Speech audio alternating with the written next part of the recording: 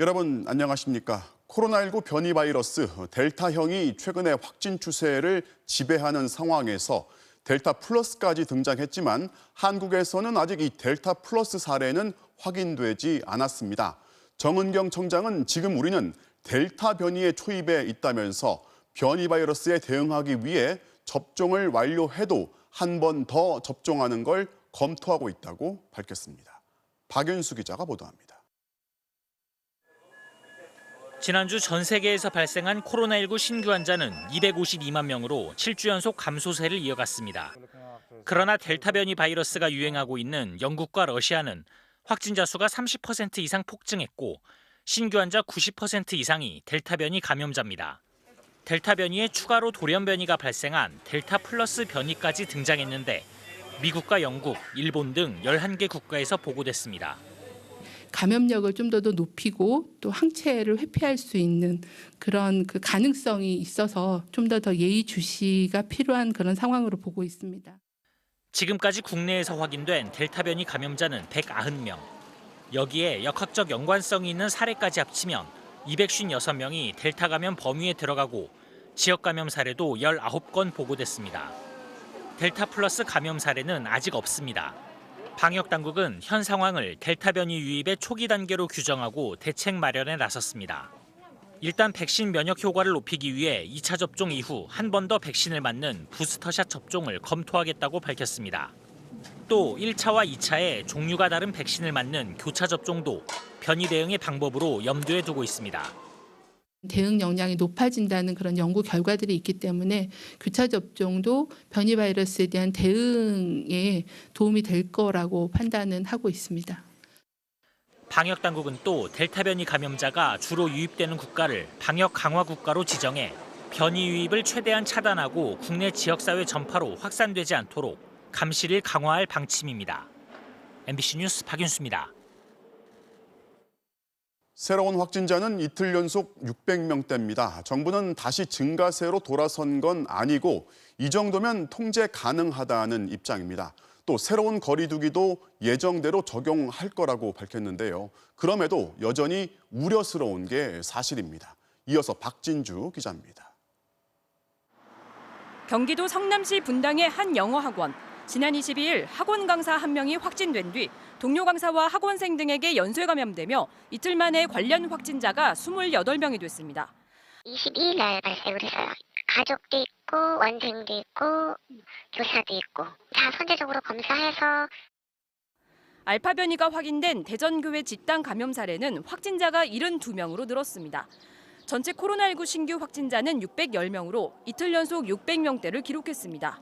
하지만 정부는 유행이 한 주 평균 500명 수준으로 안정적으로 통제되고 있고 국내 델타 변이 검출률이 10% 정도여서 현재로선 우려할 수준이 아니라고 밝혔습니다. 이에 따라 예정대로 7월부터 새로운 거리두기 개편안을 시행할 계획입니다. 다만 다음 달부터 영업시간 규제가 풀리는 등 방역이 완화되는 데다 여름 휴가도 앞두고 있어 아직 백신을 맞지 않은 50대 이하를 중심으로 언제든 집단 감염이 늘 수 있다고 경고했습니다. 여름 휴가와 방학 등으로 국내 유행이 증가할 우려가 매우 큽니다. 코로나19 유행은 현재 진행형이며 우리 주변에 잠재된 감염원이 상존해 있습니다. 특히 델타 변이의 경우 2차 접종까지 완료해야 90% 이상의 예방 효과를 얻을 수 있습니다. 정부는 국내 2차 접종 완료율은 8.6%에 불과하다며 고령층의 예방접종이 2차까지 완료되는 8월까지는 긴장을 풀어서는 안 된다고 강조했습니다. MBC 뉴스 박진주입니다. 윤석열 전 검찰총장이 다음 주 화요일 대선 출마를 선언하기로 했습니다. 야권의 또 다른 대선 주자 홍준표 의원은 1년 3개월 만에 국민의힘에 복당을 했는데 돌아오자마자 윤 전 총장을 공격했습니다. 이기주 기자입니다. 윤석열 전 검찰총장의 대선 출마 선언 일정이 확정됐습니다. 윤 전 총장은 오는 29일 윤봉길 의사기념관에서 앞으로 걸어갈 길을 말씀드리겠다며 출마 선언을 예고했습니다. 출마 선언 장소로 윤봉길 기념관을 택한 데에 대해 윤 전 총장 측은 선조들이 목숨을 바쳐 만든 대한민국 건국의 토대인 헌법 정신을 이어나가겠다는 의지를 보인 것이라고 설명했습니다. 홍준표 의원은 1년 3개월 만에 국민의힘으로 돌아왔습니다. 당 최고위가 만장일치로 복당안을 통과시키자 홍 의원은 즉시 기자회견을 열고 잠시 집을 떠났던 맏아들이 돌아왔다면서 대선 출마 의사를 분명히 했습니다. 수신제가의 도덕성과 준비된 경륜을 가진 대선 후보 선출로 정권 교체를 반드시 이뤄내야 합니다. 이 모든 것을 위하여 저는 하늘의 미랄이 될 것을. 논란이 되고 있는 윤석열 엑스파일을 겨냥한 발언으로 해석되는데 홍 의원은 윤 전 총장에 대한 검증 필요성도 거듭 강조했습니다. 등반하기도 전에 20가지 달하는 의혹이 있다. 그 나오는 자체가 그 문제가 많죠. 본인이 검증을 피하려고 해서 검증이 안 되는 거 아니에요. 이준석 돌풍의 수혜자로 꼽히는 유승민 전 의원 역시 윤 전 총장 견제에 나섰습니다. 국민들께서 궁금해하시는 부분이나 의혹이 제기된다면 그건 어느 후보든 거기에 대해서 명쾌하게 사실관계가 이렇다라고 해명할 의무는 있다고 생각합니다. 원희룡 제주지사, 하태경 의원에 이어 황교안 전 미래통합당 대표도 이번 달 말 대선 경쟁에 뛰어들면서 야권의 대선 레이스는 더욱 달아오를 것으로 보입니다. MBC 뉴스 이기주입니다. 삼성의 웰스토리라는 이 급식 전문 업체가 있습니다. 삼성이 8년 동안 이 업체에 사내 급식을 맡겼는데 공정거래위원회가 부당한 일감 몰아주기라면서 과징금 2,300억 원을 부과했습니다. 과거 미래전략실이 주도한 특혜였고 여기엔 그럴 만한 이유가 있었다는 겁니다. 먼저 윤상문 기자가 보도합니다. 단체급식 시장의 최강자 웰스토리. 지난 7년 동안 6,700억 원을 쓸어 담았습니다.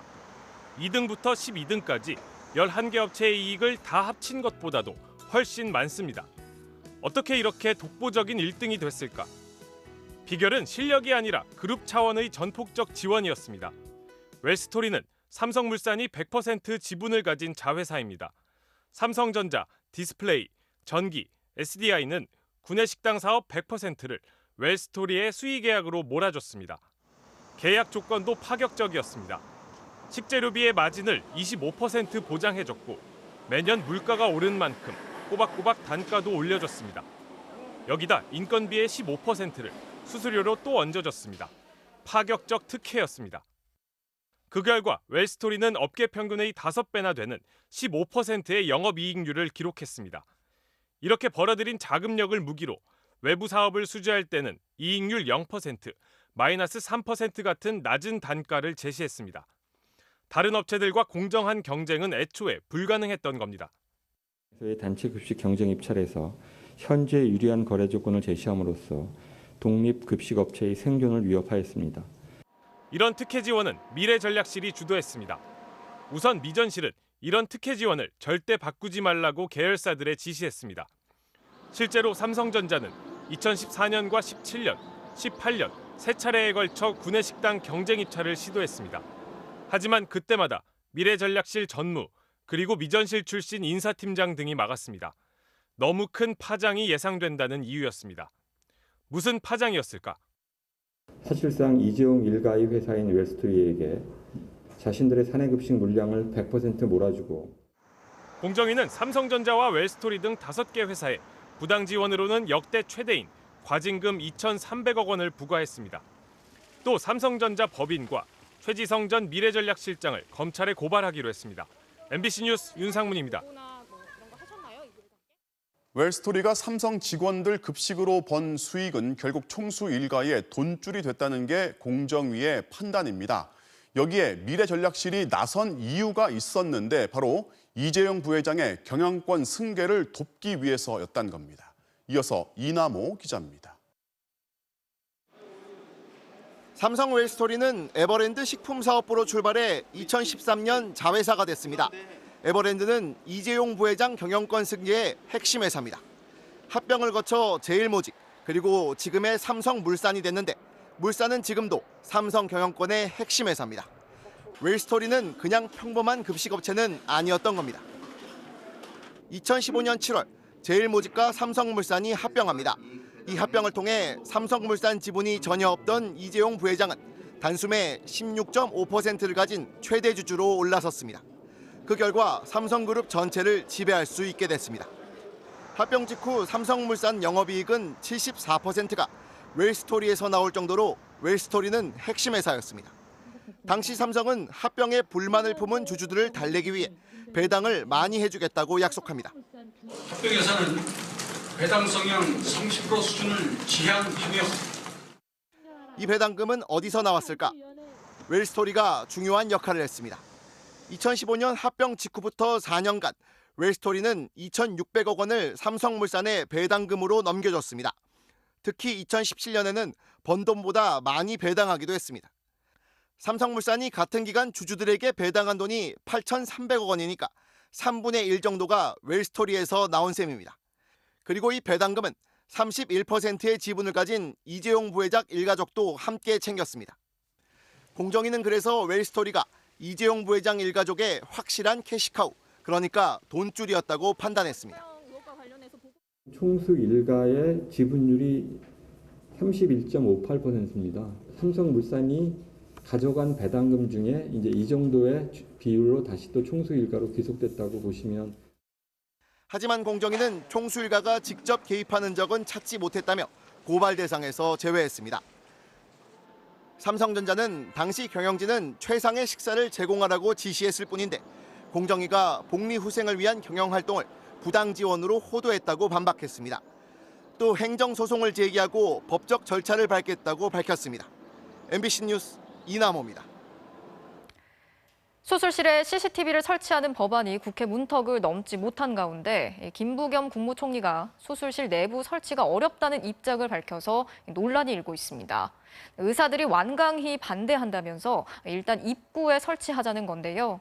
여당 내에서조차 지나친 신중론이라면서 결단이 필요하다는 비판이 나오고 있습니다. 나세훈 기자가 취재했습니다. 취임 후 첫 국회 대정부 질문에 나선 김부겸 총리. 수술실 CCTV 문제와 관련해 내부 설치보다는 입구 설치가 우선이란 입장을 밝힙니다. 대리수술이라든가 이런 문제부터 우선 한번 풀어보고 싶습니다. 수술실 입구에 CCTV를 설치하고 출입자들 지문을 찍게 한다든가 해서. 다른 나라의 전례가 없는 데다 의료진의 수술 과정에 부담이 될 수 있고 환자의 사생활 문제가 발생할 수 있다는 겁니다. 특히 코로나 상황에서 의사들의 집단 반발 자체가 부담이 된다는 속내를 감추지 않았습니다. 의사 선생님들이 또 워낙 또 완강하게 지금 반대를 하고 있고요. 지금 또 그분들의 도움이 없이는 이 코로나19라는 이 국가적 재난을 이렇게 함께 극복해가는 과정에 있고. 총리의 입장은 국회 심의 과정에서 보건복지부가 밝힌 방안보다도 후퇴했습니다. 복지부는 수술실 내부 설치 필요성과 취지에 공감하면서 수술실의 특성을 고려해 구체적인 촬영 조건 마련이 필요하다는 과제를 제시했습니다. 여당 의원도 총리 입장은 지나친 신중론이라고 비판했습니다. 너무 신중하신 거 아닌가 생각합니다. 벌써 7년이나 사회적으로 논의가 되었던 문제라고 저는 생각을 하고요. 국회 복지위는 이르면 다음 주 다시 심의에 나서는데 7월 국회 개회 가능성이 희박한 만큼 법안 처리는 8월 이후가 될 가능성이 높습니다. 환자단체연합회는 국회는 의사단체의 눈치를 볼 게 아니라 환자들의 안전과 인권을 생각해야 한다며 법안 처리를 거듭 촉구했습니다. MBC 뉴스 나세웅입니다. 중범죄를 저지른 의사들의 면허를 최대 5년 동안 취소하는 의사 면허 취소 법안도 벌써 4개월째 방치되고 있습니다. 이 법안 처리를 반대하는 국민의힘은 물론이고 민주당 역시 미온적이라는 비판이 나오고 있습니다. 먼저 김재경 기자가 전해드리겠습니다. 변호사나 회계사 등 다른 전문직처럼 의사도 금고 이상형을 받으면 면허가 취소되도록 한 의료법 개정안. 지난 2월 여야 합의로 소관 상임위인 보건복지위원회를 통과했지만 다음 단계인 법사위에서 다시 한번 여야가 충돌했습니다. 의사의 면허를 취소한다? 이거는 좀 과잉 금지 원칙에 위반되는 직업 선택의 자유 이런 것을 좀 침해하는 법안이라고 생각을 해서 변리사, 세무사, 공인회계사 모두 다 똑같은 규정이 있는 거 알고 계시죠? 거듭된 토론에도 야당의 반대가 계속되자 여당은 단독 처리 대신 다음 회의에서 처리하겠다고 했습니다. 전체 회의에 계류를 하고 이 수정 내용을 정리해서 다음 위원회에서 처리하자라는 의견이시거든요. 하지만 그 이후 지금까지 법사위 전체 회의는 10번 열렸는데 이 법안은 처리는커녕 단 한 번도 논의된 적이 없습니다. 추가 논의조차 없었던 이유에 대해 민주당 법사위 관계자는 3월과 4월에는 의사협회의 새 지도부가 구성되던 상황이었다며 지켜볼 필요가 있었다고 말했습니다. 그런데 의협 지도부 구성이 끝난 5월 이후에도 전혀 진전이 없습니다. 3월 처리를 공언했던 민주당 지도부의 약속이 지켜지지 않은 겁니다. 업무상 과실치사상, 파산 후의 미법권자 등은 결격사유에서 제외하고 재교부 영구금지 미반영 등 그 특수성도 충분히 고려했습니다. 이번 3월 국회에는 반드시 통과되어야 할 것입니다. 민주당은 야당이 의사협회와 협의해 대안을 마련해오겠다고 했다며 여야 합의 처리를 위해선 기다릴 수밖에 없다는 입장입니다. 하지만 국민의힘은 교통사고를 내서 금고형 이상을 받았다는 이유로 의사면허가 취소되는 건 과하다는 주장이 있다며 여전히 법안 자체에 반대하고 있어 여야 합의를 통한 법안 처리는 쉽지 않은 상황입니다. MBC 뉴스 김재경입니다. 자, 현재는 의료법상으로 금고 이상의 형을 받는 경우에 의사 면허를 취소할 수 있게 돼 있는데요. 자, 문제는 의사가 대리 수술을 맡겨서 사람을 죽게 해도 마약 사범으로 처벌을 받아도 3년의 취소 기간만 지나면 다시 면허를 받아서 환자를 볼 수 있다는 겁니다. 이어서 장슬기 기자가 취재했습니다. 지난 2018년 부산의 한 정형외과. 멀쩡하게 걸어 들어갔던 환자가 수술 뒤 뇌사 상태에 빠졌고 넉 달 뒤에 숨졌습니다. 전신 마취를 한 뒤 염증을 제거하고 어깨뼈를 절개하는 쉽지 않은 수술이었습니다. 그런데 직접 수술을 맡은 사람은 의료기기 업체의 영업사원이었습니다. 법원은 대리 수술을 맡긴 의사에게 징역 1년, 실형을 선고했습니다. 이 정도면 중형이 나온 거라고 업계에서 말합니다. 대리 수술은 대개 벌금형에 그치기 때문입니다. 간호조무사에게 코성형 수술을 맡긴 비뇨기과 의사, 의료기기 사원에게 집도를 시킨 신경외과 의사도 모두 벌금형이었습니다. 벌금형을 받은 의료인은 석 달의 자격정지 기간만 지나면 언제든 의사가운을 다시 입을 수 있습니다. 현재는 의료법상 금고나 징역형 이상이 선고돼야 비로소 의사면허가 취소됩니다. 문제는 이마저도 3년만 지나면 다시 면허를 달라고 신청할 수 있다는 점입니다.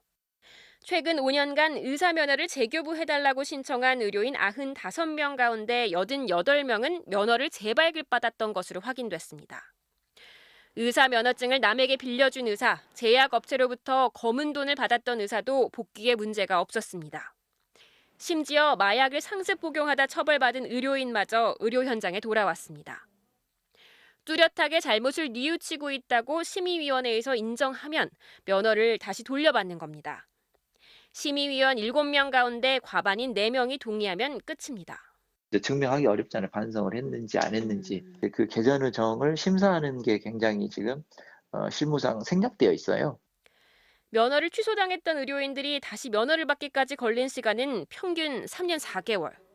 최소한의 근신기간인 3년이 끝나자마자 곧바로 환자들 앞에 다시 서고 있습니다.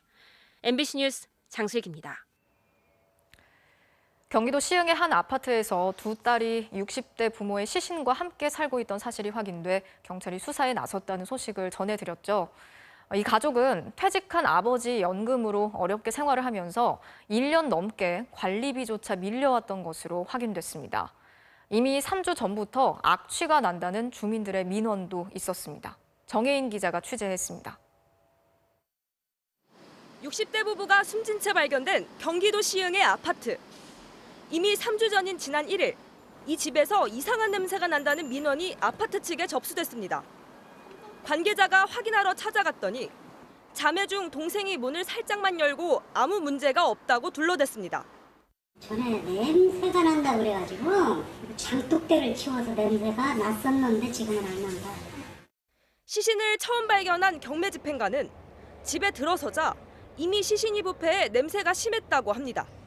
통상 절차대로 그냥 열어줬습니다. 아무렇지 않게요? 네네네. 숨진 부부 중 남편이 정년퇴직한 뒤 가족은 모두 직업이 없었고 2019년부터 1년 반 넘게 관리비 300만 원도 밀렸습니다. 영감을 회사 다녀 정년퇴직했다고 국민연금 타고 해갖고 먹고 산다고 하더라고요. 또 아파트를 담보로 빌린 대출금 5천만 원을 못 갚아 집은 경매로 넘어간 상태였습니다. 아파트 측도 이들의 형편이 어려운 사정을 알고 가스와 수도를 끊지 못했습니다. 경찰은 부모의 시신과 함께 살아온 자매를 조사한 결과 아버지가 먼저 숨지고 이후 어머니가 숨졌다는 진술을 확보했습니다. 자매는 임시로 지자체가 마련한 원룸에서 머물고 있는데 말이 어눌하고 의사소통이 원활하지 않아 경찰이 조사에 애를 먹고 있는 것으로 전해졌습니다. MBC 뉴스 정혜인입니다. 이번 사건은 발달장애인 아들이 어머니의 시신과 함께 지냈던 방배동 모자의 사연과 여러모로 닮은 점이 많습니다.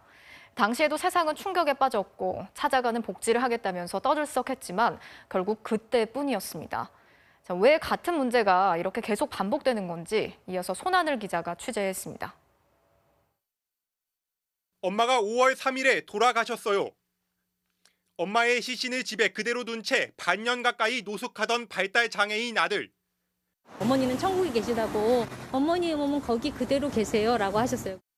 아들은 진단비조차 없어 공식적으로 장애 판정을 받지 못했고 결국 일반 성인으로 분류됐습니다. 전기료도 전화요금도 못 냈고 건강보험료는 무려 12년이나 밀렸지만 아무도 이들의 위기를 눈치채지 못했습니다. 정부로부터 지원받은 수입은 주거급여 28만 원이 전부. 우리 복지 시스템이 위기에 처한 사람을 찾아내는 게 아니라 위기에 처했으니 도와달라고 찾아와야 작동하기 때문입니다. 경기도 시흥 아파트 사건도 방배동 모자 사건과 닮았습니다. 부모님이 돌아가신 게 믿기지 않아 시신을 그냥 뒀다는 두 딸.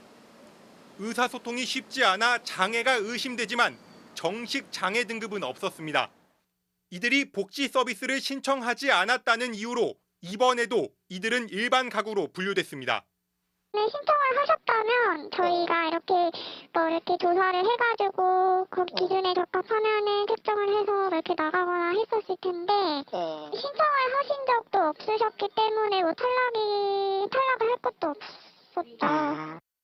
전기료와 수도세를 장기간 못 내면 주민센터에 통보돼 위기 가정인지 살펴보지만 이번의 경우 아파트 관리사무소의 배려가 위기의 신호를 가렸습니다. 그렇죠. 거의 매달 가는데 그게 이제 상식적으로 가는 것이고 사람이 살고 있는데 전기를 끊는다, 수돗물을 끊는다 굉장히 힘들어요. 성긴 사회안전망은 또다시 필요하면 찾아오라고만 버텼고 이들이 언제 우리 곁을 떠났는지 우린 알지 못합니다. 책임자의 책임이 없는 현장에선 유명무실이고 탁상 공론이죠. AI가 귀하는 이런 복지 서비스를 받을 수 있습니다. 이게 차라리 낫지. 지금은 완전 복지 부동이고. MBC 뉴스 손하늘입니다.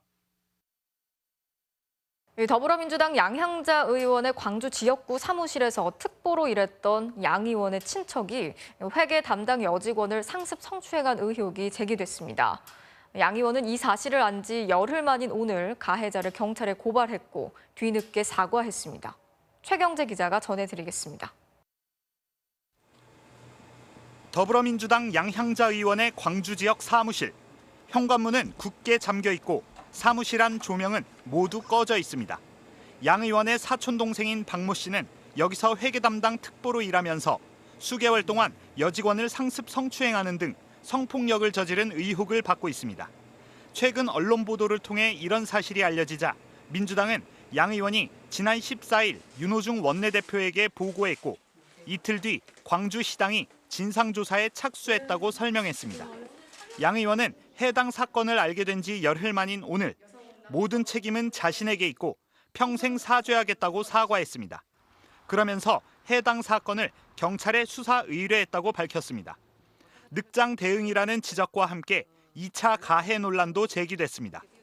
양 의원은 해당 의혹이 알려진 뒤 몇몇 언론에 피해자와 직접 소통한 결과 성폭행 관련 내용은 없었다고 말했는데 민주당 광주시당은 양 의원도 이해 당사자로 볼 수 있는 만큼 피해자와 접촉을 금지하고 2차 가해를 유념하라고 경고하기도 했습니다.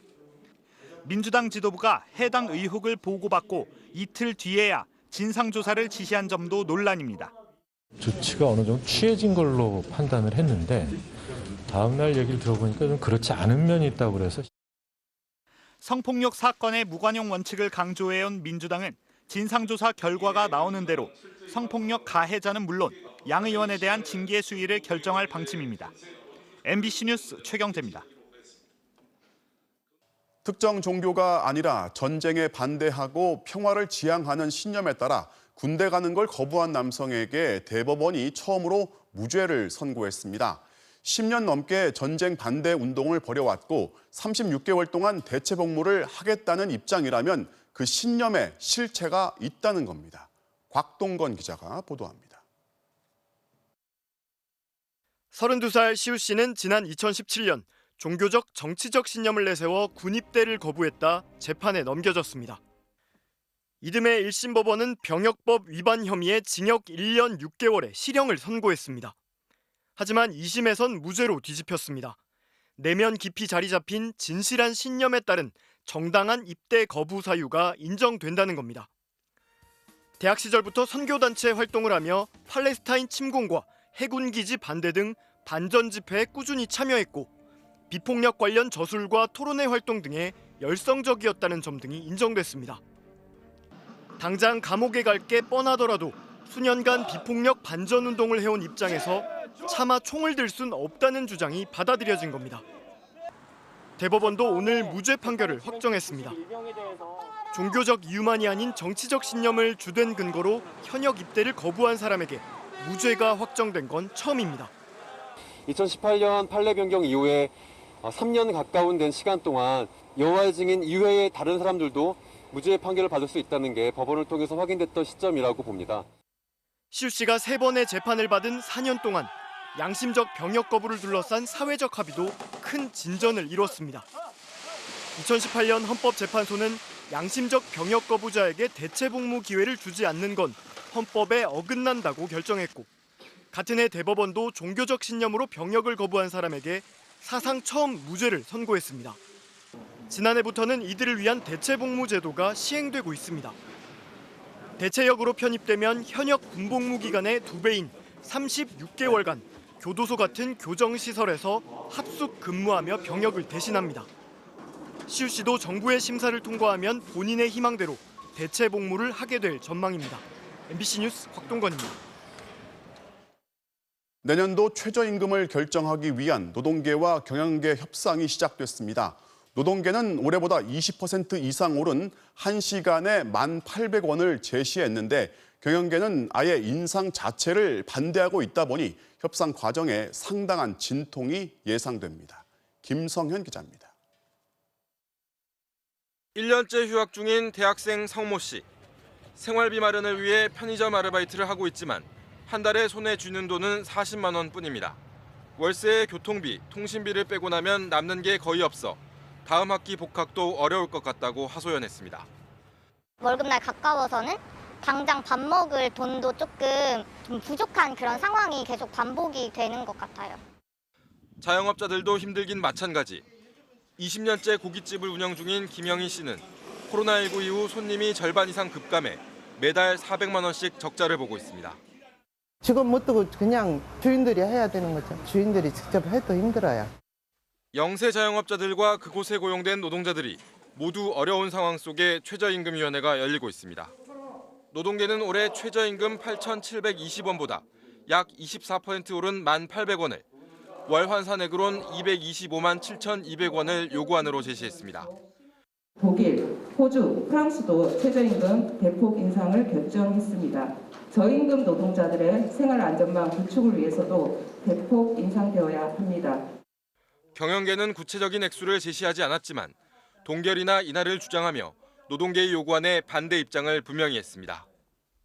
어려운 처지에 놓여 있는 자영업자와 소상공인을 위해서는 그리고 중소기업들을 위해서는 최저임금의 안정이 가장 우선시 되어야 한다고 생각합니다. 여기에 경영계는 최저임금을 업종별로 차등 적용하자고 제안했고 노동계는 업종별 갈등만 불러일으킨다고 반대했습니다.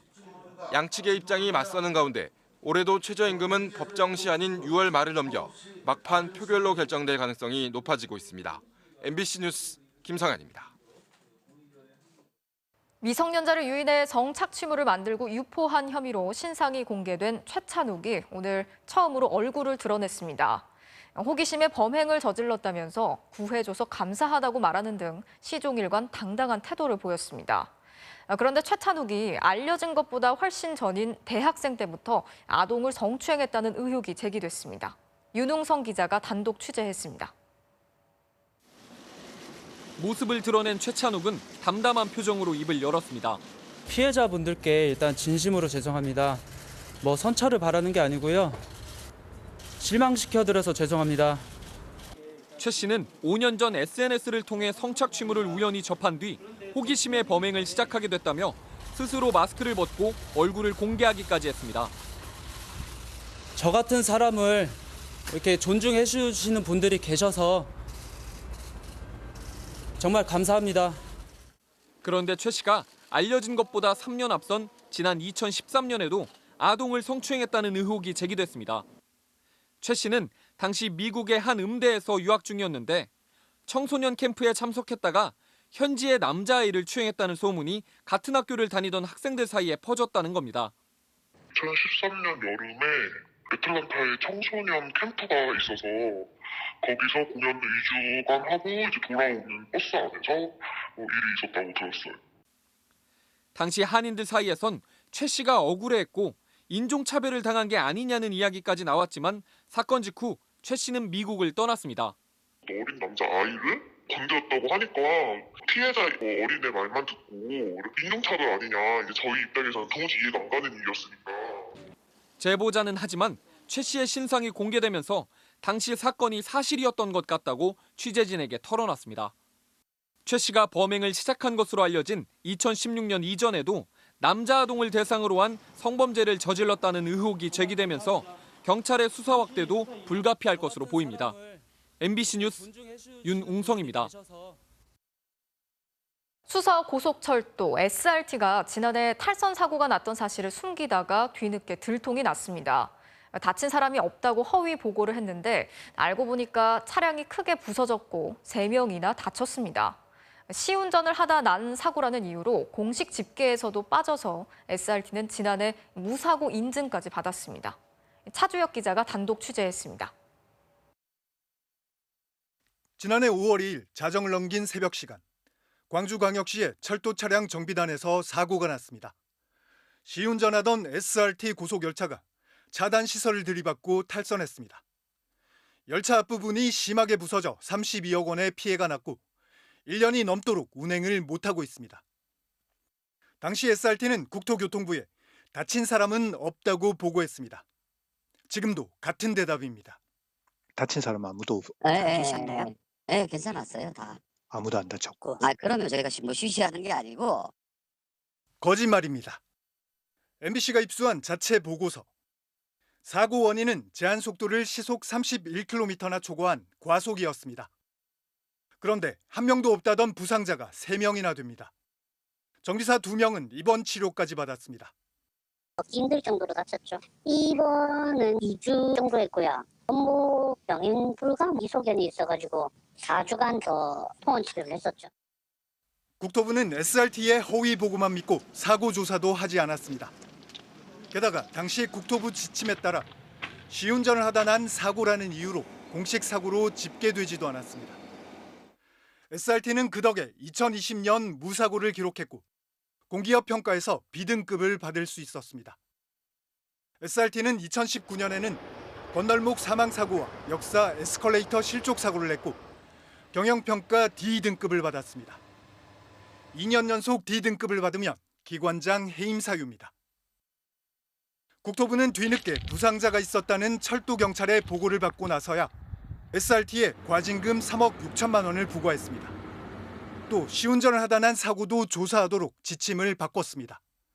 MBC 뉴스 차주혁입니다.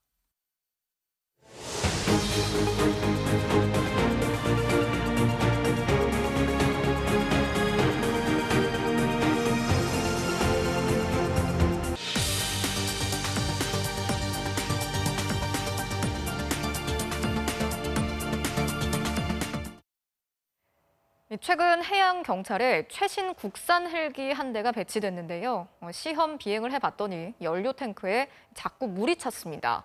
이러다가 큰 사고가 나는 건 아닌지 제작사에 문의를 했는데 결함이 아니라면서 물을 빼고 타라는 답변이 돌아왔습니다. 윤파랑 기자가 단독 취재했습니다. 제주 앞바다에서 필사적인 구조 작업이 펼쳐집니다. 악천후 속에서 헬기가 갯바위에 바짝 붙어 낮게 날면서 선원 5명을 구조합니다. 국산 헬기 수리온을 기반으로 만든 최신형 해경 헬기 흰수리 1호입니다. 제주와 동해에 이어 올 4월 해경 부산항공대의 흰수리 3호기가 배치됐습니다. 그런데 교육 비행을 하던 지난달 중순 문제가 생겼습니다. 연료 탱크에서 기름 1리터를 뽑아봤더니 150ml가 넘는 물이 검출된 겁니다.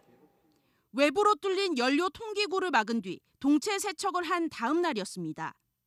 하루 뒤 비가 내릴 때 통기구를 막지 않고 야외에 헬기를 세워놨더니 또 물 20ml가 검출됐습니다. 계속된 8번의 시험에서 무려 6번이나 물이 나왔습니다.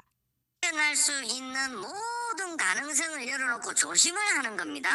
조종사들이 비행 전에 그런 검사를 하지 마. 나온 일이 없습니다. 해경 헬기는 늘 바닷물에 노출되고 염분을 빼기 위해 세척 작업도 잦을 수밖에 없습니다. 기상 나쁠 때 나가야 되고 뭐 바닷물 흠뻑 뒤집어 써야 되고 이러니까 고압 세척기를 써야 되고 조건이 다른데 제작사 측에서는 애초에 그런 생각 가지고 설계에다 반영을 안 한 거죠. 헬기를 납품한 한국항공우주산업 카이는 정밀 검사를 통해 물 유입 원인을 통기구를 통한 외부 유입으로 추정하고 장기적으로 연료 탱크 라인을 개선하겠다고 밝혔습니다. 그리고 개선 전까지 매번 연료 탱크에서 물을 빼고 비행을 계속하라고 통보했습니다. 물이 나온 건 사실이고 다만 근데 그건 절차상으로 물을 제거하고 비행을 하면 되는데 이분들은 이제 그런 것도 아예 안 생기면 좋겠다라는 운영자 입장에서 요구를 하신 거고 우리는 그래서 편의성 개선 측면에서는 우리도 이제 같이 검토하고 있다 정도. 흰수리 3호기는 3주 만에 부산 항공대로 돌아왔고 그대로 비행 임무를 강행하고 있습니다. 흰수리의 모체인 수리온 헬기는 3년 전 이륙하다 추락해 해병대 5명이 숨졌습니다. MBC 뉴스 윤파란입니다. 제주 우도 앞바다에서 관광객을 태우고 갈치 낚시를 다녀오던 어선에서 불이 나서 배가 침몰했습니다. 낚시객과 선원 등 16명이 타고 있었는데 인근 어선의 도움으로 모두 구조돼서 다행히 인명 피해는 없었습니다. 박성동 기자가 취재했습니다. 바다 한가운데 붉은 불길이 어선 한 척을 완전히 집어삼켰습니다. 시뻘건 불길과 함께 검은 연기가 쉴 새 없이 피어오릅니다. 오늘 새벽 5시쯤 제주시 우도면 북동쪽 8km 해상 9.7톤급 낚시어선에서 원인을 알 수 없는 불길이 치솟았습니다. 시동을 건 직후 기관실 쪽에서 시작된 것으로 추정되는 불은 순식간에 배 전체로 번졌습니다. 화재 당시 배에는 야간 갈치 낚시 체험에 나선 관광객 14명과 선장, 선원 등 16명이 타고 있었습니다. 한 5분이나 이렇게 늦게 갔으면 다 물에 빠져야 돼요. 배가 뒤에서 불이 나면서 다 타오면서 사람들이 전부 앞에 가 있더라고요. 낚시객 중 일부는 불길을 피해 바다로 뛰어들었습니다. 화재 선박에 타고 있던 선장과 승객들은 함께 낚시를 나간 같은 선단선에 의해 모두 구조돼 1시간여 만에 이곳 오조항으로 입항했습니다. 승객 4명은 타박상과 저체온증 등으로 병원으로 옮겨졌습니다. 불이 난 어선은 불에 취약한 강화 플라스틱 섬유 소재로 만들어진 데다 연료로 경유 2천여 리터를 싣고 있어 해경은 진화에 어려움을 겪었습니다. 어선은 5시간 만에 선체가 모두 탄 채 침몰했습니다. 수심이 130m이기 때문에 아직 지금까지 계속 수색하고 있으나 선박은 발견되지 않고 있고 해경은 구조 당시 승선 인원 대부분이 구명조끼를 입지 않고 있었다는 목격자 진술에 따라 안전 규정이 제대로 지켜졌는지 확인하고 있습니다. 또 지난해부터 13명 이상 탑승하는 낚시어선에 반드시 설치해야 하는 구명뗏목이 있었는지 여부 등도 집중 조사할 계획입니다. MBC 뉴스 박성동입니다. 조선일보가 성매매 범죄를 다룬 기사에 조국 전 장관 부녀의 사파를 사용했다가 어제 사과했는데요. 그런데 이번엔 문재인 대통령의 사파를 전혀 상관없는 범죄 기사 등 4건에 사용한 적이 있는 것으로 드러나면서 오늘 다시 사과했습니다. 임상재 기자가 취재했습니다. 지난해 10월 조선일보가 보도한 사회부 기사입니다. 산속에서 3천여 명이 모인 의혹을 받는 한 종교단체가 경찰에 고발됐다는 내용입니다. 그런데 홈페이지에 첨부된 사파에는 양복 차림에 파란 넥타이, 안경을 쓴 남성의 모습이 담겨 있습니다. 한 달 앞선 9월 동충하초 설명회에서 확진한 데는 딱 1명, 행사 내내 마스크 벗지 않았다는 기사에도 지난 2월 마스크 팔아주겠다 속여 2억 원을 가로챈 혐의를 받는 공무원 기사에도 같은 사파가 사용됐습니다. 확인 결과 이 사파는 2020년 3월 문재인 대통령과 거리두기라는 제목으로 정부 방역을 비판하는 내용의 칼럼에 맨 처음 사용됐습니다. 이 칼럼을 위해 2018년 문 대통령 사진을 토대로 그린 그림으로 추정되는데 각종 사건 사고 기사에 재활용된 겁니다. 문 대통령 사파를 내용과 전혀 상관없는 기사에 쓴 기자는 모두 2명. 이 중 1명은 성매매 범죄 기사에 조국 전 법무부 장관 부녀의 사파를 가져다 쓴 기자와 동일 인물입니다. 해당 기자에게 연락해봤지만 응답은 없었습니다. 또 다른 기자 1명은 MBC에 해당 사파에 대해 시스템에서 마스크를 검색해 나온 사파로 문 대통령인 줄 몰랐다면서 상사가 확인도 했다고 말했습니다. 조 전 장관 부녀 사파 논란으로 어제 공개 사과를 했던 조선일보는 논란이 불거지자 오늘 홈페이지에 또 사과문을 올렸습니다. 조선일보는 기사 내용과 직접적인 관계가 없는 사파를 사용해 혼란과 오해를 드린 점 사과드린다면서 사파와 사진, 그래픽 등이 부적절하게 사용됐는지 계속 조사해 바로잡고 앞으로 철저히 관리하겠다고 밝혔습니다. 하지만 사과문에서도 잘못된 사파가 실리게 된 구체적인 경위나 관련자들에 대한 조치에 대해선 전혀 언급하지 않았습니다. 청와대 홈페이지 국민청원 게시판에는 조선일보를 폐간해달라는 내용의 청원이 여러 건 올라와 지금까지 14만 명이 넘게 동의했습니다. MBC 뉴스 임상재입니다. 코로나19 사태로 대학가에선 벌써 2년째 비대면 수업이 계속되면서 허술한 수업 내용에 대한 학생들의 불만이 커지고 있습니다. 수업의 질이 떨어지는 건 물론이고요. 18년 전 강의 영상을 재탕하거나 유튜브 시청으로 시간을 때우는 경우도 있었습니다. 비대면 강의의 실태를 이지수 기자가 취재했습니다. 정시 집행의 단계는 올해 1학기에 진행된 한 국립대 전공강입니다. 아날로그 화질 속 유행이 한참 지난 3피스 양복. 학생들은 영상 속 교수님의 모습이 지금과는 완전 딴판이라고 말합니다. 일단 교수님의 머리가 흰 머리였는데 강의에서는 정말 젊은 모습의 검은 머리와 함께 2021년 강인데 문제를 풀며 던진 말이 충격적입니다. 그래서 이제 올해가 이제 2003년이니까 코로나 시국에 사스가 유행 중이라는 말까지 도대체 어떻게 된 일인지 물었습니다. 학교 규정상 같은 과목이라도 3년마다 계속 다시 찍거든요. 그러면 3년 전에 찍으셨던 영상이라는 아니, 그거는 확인을 제가 해볼게요. 이번엔 학교 탓을 합니다. 제가 올린 것도 아니고 학교에서 자동으로 올라가는 시스템이에요. 제가 배우가 아니에요. 네? 1시간을 찍기 위해서는 5배, 10배 노력이 들어가는 거예요. 서울에 있는 사립대학. 이 대학 모 교수는 수업 시간 절반을 유튜브 영상을 시청하도록 했습니다. 학생들이 발표를 한 30분 동안 하고 그 나머지는 다 유튜브를 보면서 공신력이 없는 유튜브 영상? 개인 유튜버가 올린 영상이라던가.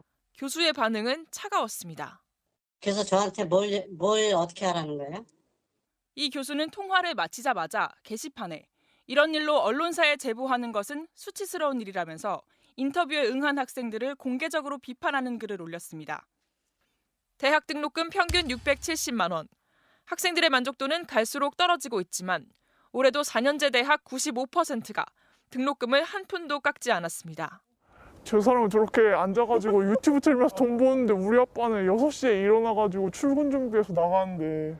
MBC 뉴스 이지수입니다. 중국 정부의 비판적인 기사를 써온 홍콩의 빈과일보가 오늘 마지막 신문을 냈습니다. 사실상 강제 폐간입니다. 중국 정부가 국가보안법을 만들고 1년, 홍콩의 언론 자유가 통제됐다는 상징적인 사건인데요. 홍콩 시민들은 마지막 신문을 사기 위해서 긴 줄을 섰습니다. 베이징 김희웅 특파원입니다.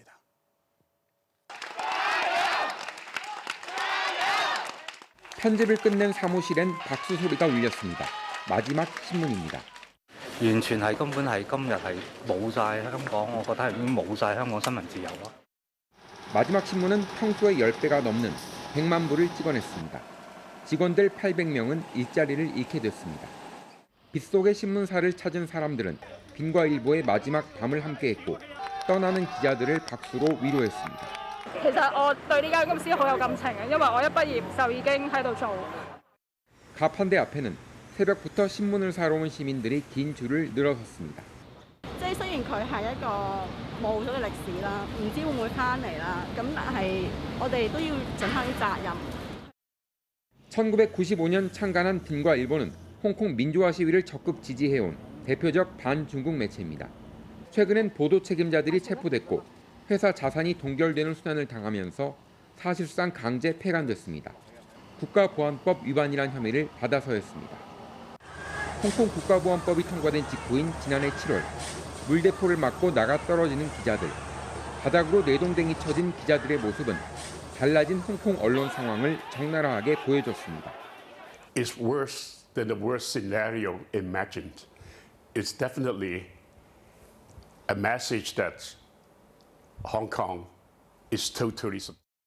당시 홍콩 시위와 시민단체 동향을 전해주던 현지인은 보안법 통과 직후 돌연 연락을 끊은 지 이제 1년이 됐습니다. 외국 기자와 소통하면 처벌을 받을 것 같아 두렵다. 이런 메시지가 마지막이었습니다. 빈과 일보 폐간에 대해서 미국과 EU, 대만과 일본 등은 언론 탄압이라고 비난했지만 중국은 내정 간섭을 하지 말라고 일축했습니다. 홍콩의 상징이었던 2층 버스는 지금 온통 붉은색으로 다음 달 중국 공산당 창당 100주년을 경축하면서 시내를 누비고 있습니다. 베이징에서 MBC 뉴스 김희웅입니다. 작년에 2년제 대학에 들어온 학생들은 학교에서 수업 한 번 못 듣고 졸업할 처지입니다.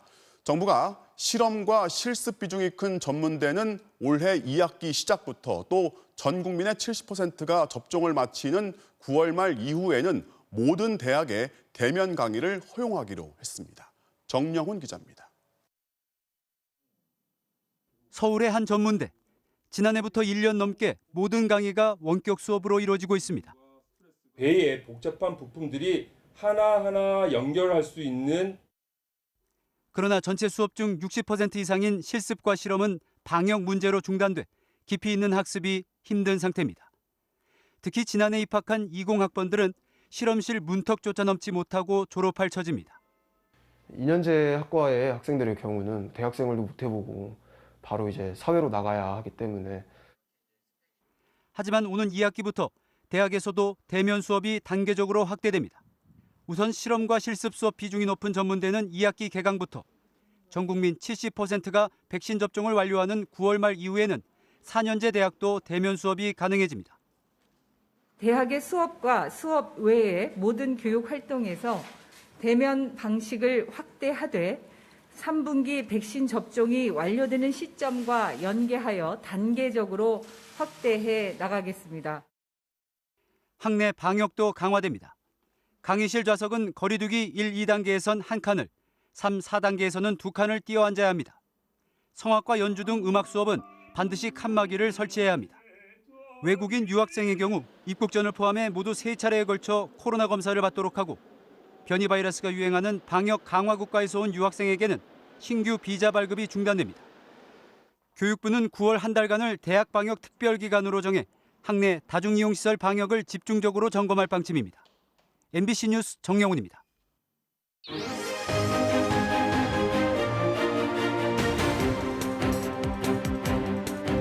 정치적 참견 시점 정치팀 김지경 기자 나와 있습니다. 자, 오늘 준비한 소식 볼까요? 네. 홍준표 자신 없으면 나왔겠나 윤석열을 쉽게 본 이유는인데 홍준표 의원이 이제 1년 3개월 만에 국민의힘에 복당을 했는데 오자마자 윤석열 전 총장을 정조준했어요. 네, 국민의힘 복당 결정이 나오자마자 홍준표 의원이 기자회견을 열었는데요. 예상했던 대로 윤석열 전 총장을 겨냥해서 날선 비판을 쏟아냈습니다. 네. 윤 전 총장이 야권에서 지지율 1위를 달리고 있기 때문일 텐데요. 홍 의원은 충분히 역전이 가능하다면서 자신만만한 모습을 보였습니다. 먼저 그 모습을 영상으로 보시죠. 네. 윤 전 총장과 지지율 격차는 아직 많이 나는 상황인데 보관이 있으신가요? 그거 자신 없으면 대선에 나오겠습니다. 작년에 압도적 1위는 이낙연이었어요. 금년 1월에 이재명 지사가 치고 올라왔어요. 3월에 윤석열 전 검찰총장이 치고 올라왔어요. 그것이 내년 3월까지 간다고 봅니까? 경선을 해보면 알까. 지금 여론조사만 보면 이제 홍 의원이 많이 뒤지고 있는데 네. 대체 무엇을 믿기에 이렇게 자신이 있을까요? 네, 홍 의원은 윤 전 총장의 두 가지 약점에 대해서 얘기했는데요. 네. 최근에 엑스파일 의혹이 불거진 것을 언급하면서 무엇보다 도덕성에 문제가 있다고 주장했습니다. 직접 들어보시죠. 네. 법의 상징이었던 분이 정치판에 등판하기도 전에 20가지 달하는 의혹이 있다. 그 나오는 자체가 그 문제가 많죠. 그거 앞으로 철저히 검증이 될 겁니다. 있는 사실을 감출 수 있겠습니까? 그럼 본인이 직접 해명을 하고 돌파를 해야죠.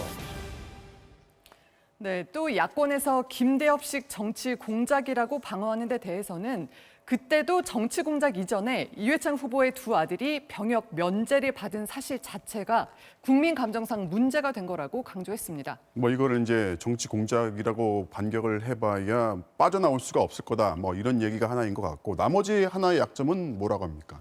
네, 홍 의원은 윤 전 총장의 국정 경험도 문제 삼았습니다. 평생 검사 생활만 해서는 국정 운영 능력이 부족할 수밖에 없다는 건데요. 이어서 들어보시죠. 네.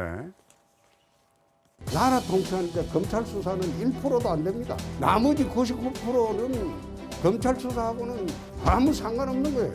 근데 그게 경선 과정에 다 나올 거예요. 네, 홍 의원은 특히 당대표까지 지금 젊은 상황에서 대선 후보의 경륜은 더 중요하다 이렇게 강조했습니다. 자, 뭐 예상을 했지만 윤 전 총장을 비판하는 이 강도 자체가 다른 주자들에 비해서 훨씬 강해요. 네, 홍 의원 특유의 이 공격적인 말투도 이유가 될 수 있겠지만 1등 후보의 맞수로 자리 잡기 위해서라도 윤석열 대리기가 필요했을 겁니다. 앞으로는 비판 강도가 더 세질 것 같은데요. 국민의힘에서는 벌써부터 걱정하는 목소리가 나오고 있습니다. 그 이유를 들어보시죠. 네. 흉금에 있는 말을 그냥 막 하다가 보니까 그것 때문에 사실은 선거를 망치고 이런 경우가 많았었습니다. 우리 당원들이 별로 원하지 않을 겁니다. 누가 후보가 됐을 때 가장 단일화에 소극적일 것 같냐? 1등이 홍준표입니다. 그러니까 이제 당 전체의 총의를 안 따르고 끝까지 자기식으로 밀어붙일 가능성이 높은 사람이 홍이다. 하태경 의원 같은 경우는요. 특히 홍 의원이 윤 전 총장에 대한 흑색 선전을 사실로 간주하고 있다면서 그의 복당은 당의 리스크가 될 수 있다 이렇게 비판했습니다. 그런데 이제 공교롭게도 홍준표 의원이 복당을 하고 나서 곧바로 윤석열 전 총장이 이제 대선 출마 선언 일정을 발표했어요. 네, 그렇습니다. 윤석열 전 검찰총장이 오는 29일, 그러니까 다음 주 화요일에 매헌 윤봉길 의사 기념관에서 앞으로 걸어갈 길에 대해 말씀드리겠다 이렇게 밝혔습니다. 검찰총장에서 물러난 지 그러니까 3개월 남짓 만에 대권 도전을 선언하는 자리가 될 걸로 보이는데요. 국민의힘 입당 같은 정치 일정 또는 본인과 가족을 둘러싼 여러 의혹에 대해서 명확한 입장이 나올지 주목됩니다. 네, 야권의 대선 레이스도 이제 본격적으로 시작하는 것 같습니다. 오늘은 여기까지 듣겠습니다. 지금까지 정치팀의 김지경 기자였습니다.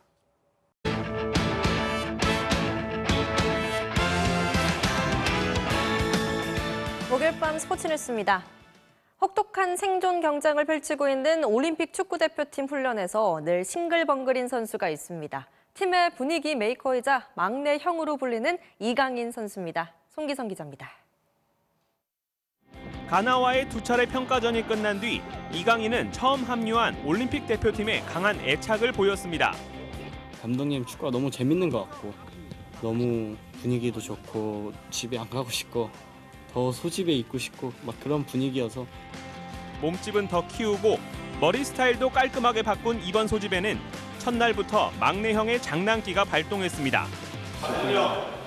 누군가 왜 이렇게 늦게 오냐고 뭐라고 하는데. 강인아, 인사 좀 해줘. 우리도 형인데. 김학범 감독은 강도 높은 체력 훈련을 예고했지만 이강인의 표정은 마냥 즐겁습니다. 다른 선수들이 호랑이 감독으로 부르는 김학범 감독 앞에서도 늘 싱글벙글. 형들의 기를 살려주는 것도 이강인의 몫입니다.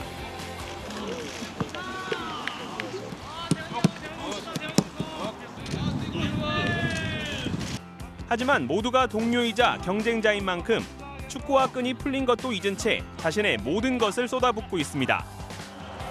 2년 전 이맘때 20세 이하 월드컵에서 형들보다 더 형 같아 막내형으로 불린 이강인.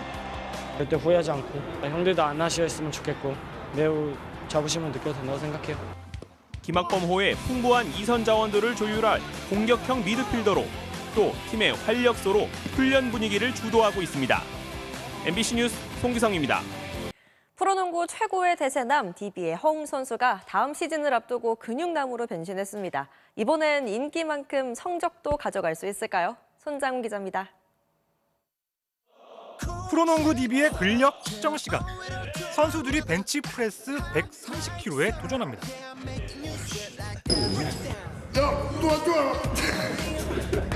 엄청난 무게에 대부분 한계도 버겁습니다. 그때 어디선가 허웅이 나타나더니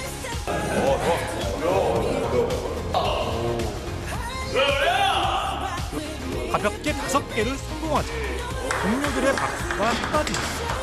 이게 허웅이 맞나? 허웅 아닌가라는 생각이 들 정도로 지금 많이 좋아졌는데 정말로 올 시즌은 한번 일하면 될 것 같아요.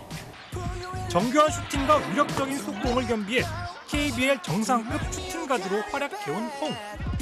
하지만 부족한 파워는 늘 숙제였습니다. 그래서 FA를 앞두고 마음을 독하게 먹었습니다. 휴식기 2달간 매일 쉴 새 없이 웨이트 트레이닝에 매달렸고 어깨와 팔 등 상체의 근육을 눈에 띄게 키우는데 성공했습니다. 속성 걸크업의 숨은 도우미는 근육질 몸매로 유명한 인생 허웅. 쉴 새 없는 잔소리가 특효약이었습니다. 처음에는 진짜 훈이랑 같이 웨이트를 하고 한 일주일 동안 움직이지 못하겠더라고요. 너무 힘들어서. 그리고 막 훈이가 자극을 계속 주더라고요. 뭘 했다고 알백이냐고. 2차례나 올스타 최다 득표를 차지했을 정도로 인기만큼은 남부럽지 않지만 우승이나 개인 타이틀에서 아쉬움을 남겼던 허웅. 내년 시즌 달라진 모습에 기대감을 높이고 있습니다. 부담스럽기도 하지만 관심을 받는 게 행복한 건데 기분은 좋죠. 네, 농구 선수로서 좋은 모습을 많이 보여주는 게 첫 번째인 것 같고 항상 열심히 하고 잘하도록 하겠습니다. MBC 뉴스 손장훈입니다. 한동안은 언제든 비를 막을 수 있도록 가방 속에 작은 우산 하나쯤을 휴대하시는 편이 좋겠습니다. 오늘 퇴근길 무렵에도 수도권을 중심으로는 우박이 떨어질 정도로 세찬 소나기가 갑자기 내렸죠. 내일도 날이 잠잠하다가도 언제든지 소나기가 올 수 있겠습니다. 이 소나기는 벼락과 돌풍을 동반하겠고요. 우박이 떨어질 가능성이 있어서 조심하셔야겠습니다. 또 최근 비가 자주 오고 있긴 하지만 장마 전선은 여전히 멀리 있습니다. 기상청에서는 오늘 장마가 7월쯤에나 시작하겠다고 발표했습니다. 이 장마가 시작되기 전까지는 대기 불안정이 지속돼서요. 요즘 같은 소나기 현상이 자주 나타날 것으로 예상했습니다. 자세한 지역별 내일 날씨입니다. 내일 전국에 하늘 구름이 많은 가운데 산발적으로 소나기가 오는 곳이 많겠고요.